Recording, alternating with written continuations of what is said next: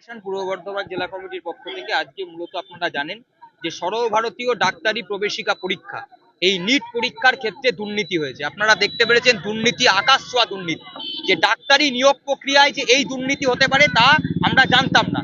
এবং একইভাবে দেখতে পেরেছি একদিকে যেরকম ডাক্তারি প্রবেশিকা পরীক্ষার ক্ষেত্রে দুর্নীতি, সেরকম একইভাবে সর্বভারতীয় ক্ষেত্রে যে গবেষকদের পরীক্ষা নেট পরীক্ষা, এই এনটিএ নেট গত দুদিন আগে এই পরীক্ষা কন্ডাক্ট করেছিল আমাদের দেশের সরকার এইচআরডি মিনিস্ট্রি, কিন্তু গতকাল রাত্রিবেলা ঘোষণা করা হয়েছে যে পরীক্ষা গ্রহণ করা হলো ওই পরীক্ষা বাতিল করা হচ্ছে। এখনো পর্যন্ত সিবিআই তদন্তের কথা বললেও এই পরীক্ষা বাতিল করা হলো কেন তা প্রকাশ্যে স্বচ্ছভাবে আসছে না। আমরা বলতে চাই, আমরা এর আগেও এসএফআই এর পক্ষ থেকে বলেছি যে দেশ এবং রাজ্যের সরকার যে বিভিন্ন থার্ড পার্টি সংস্থাগুলোকে দিয়ে যে পরীক্ষা কন্ডাক্ট করছে এই সংস্থাগুলোর স্বচ্ছতার বিনিময়ে পরীক্ষা নিচ্ছে না। আমরা এসএফআই এর পক্ষ থেকে আগেও ডিমান্ড করেছিলাম, আজকেও ডিমান্ড করছি যে স্বশাসিত সংস্থা দিয়ে আমাদের দেশ এবং রাজ্যের সরকারকে এই পরীক্ষাগুলোকে কন্ডাক্ট করতে হবে এবং পরীক্ষার মধ্যে যেন কোনো রকম দুর্নীতি না থাকে, অস্বচ্ছতা না থাকে তা পরিষ্কার করতে হবে। আমরা বলতে চাই, এই যে নেট পরীক্ষা বন্ধ করলো এর পেছনেও ঘোটালা আছে। এই নেট পরীক্ষা কেন কার্যকরী করা হচ্ছে? ইতিমধ্যে যে বিশ্ববিদ্যালয়গুলোতে রিসার্চ এলিজিবিলিটি টেস্ট চলতো RET রেট, সেই রেট পরীক্ষা বন্ধ করে দিয়েছে। এখন গবেষণাতে যুক্ত হওয়ার একমাত্র পরীক্ষা হচ্ছে নেট।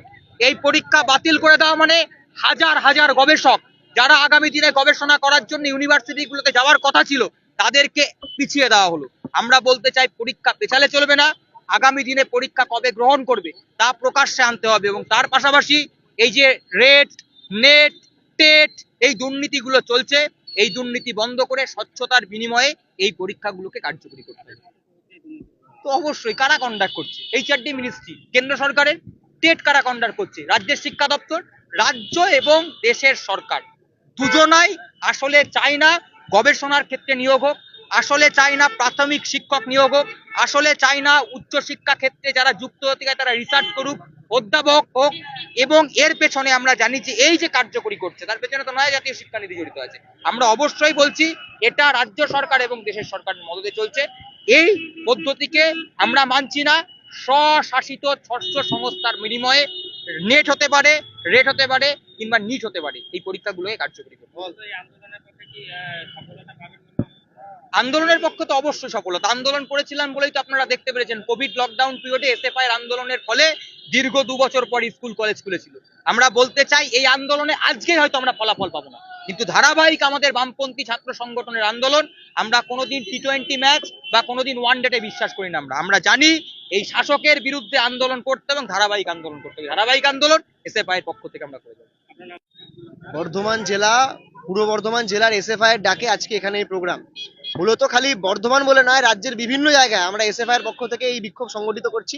আর আপনারা জানেন যে গত 18 তারিখ এই দুদিন আগে আমরা নিজেরা নেট পরীক্ষা দিয়েছি।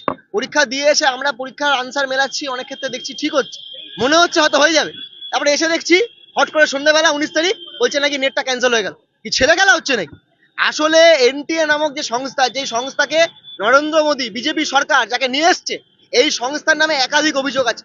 2021 সালে জওহরলাল নেহরু বিশ্ববিদ্যালয়ের পিএইচডি এন্ট্রান্সের পরীক্ষা একই ঘটনা করেছিল এবং নেটের মতো পরীক্ষা যেখানে 11 লক্ষ ছেলে পরীক্ষা দিচ্ছে, 9 লক্ষ অ্যাপিয়ার করেছে।